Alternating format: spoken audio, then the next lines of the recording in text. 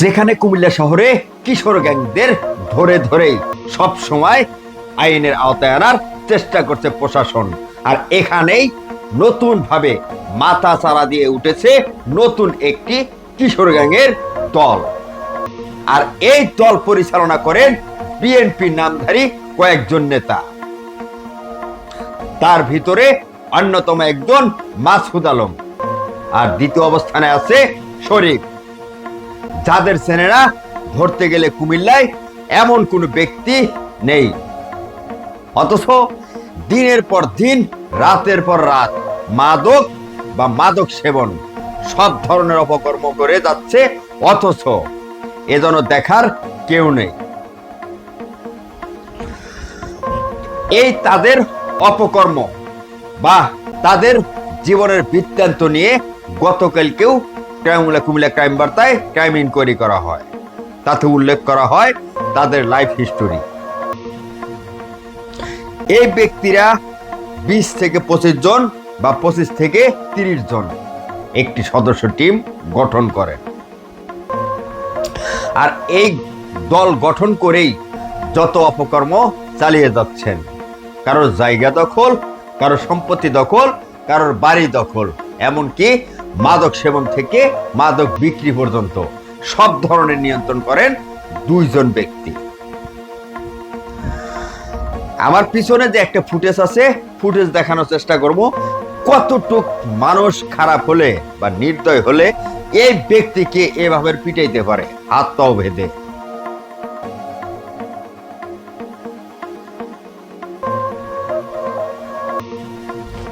নাম শরীফ, কুমিল্লা সদর উপজেলায় কালীরবাজার ইউনিয়নে কামারিবাগ গ্রামে বসবাস করেন। এক নামেই চেনে শরীফ অথবা মাদক ব্যবসায়িক শরীফ। তার বিরুদ্ধে একাধিক কিশোর গ্যাং সদস্য বা কিশোর গ্যাংয়ের লিডার হিসাবেও মামলা রয়েছে। আর তার পিছনেই আরেকজন ব্যক্তি আছে, রাজনীতির প্রভাব খাটিয়ে জায়গা দখল করাই তার কাজ। নাম মাসুদ আলম।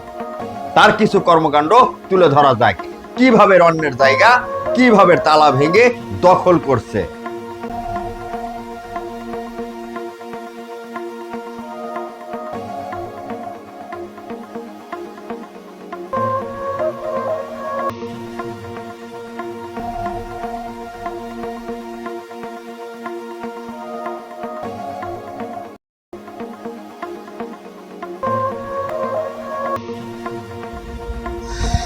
দেখেন, একজন অসহায় নারী বা একজন অসহায় মহিলা, যার বাড়িতে কেউ নেই, অথচ তারই জায়গা, তারই বাউন্ডারি, তারই তালা মারা, অথচ তালা বাউন্ডারি সবকিছু ভেঙে জায়গা কিশোর গ্যাং সদস্যদের নিয়ে দখল করে আবার এই জায়গায় পুনরায় গাছ রোপণ করছে।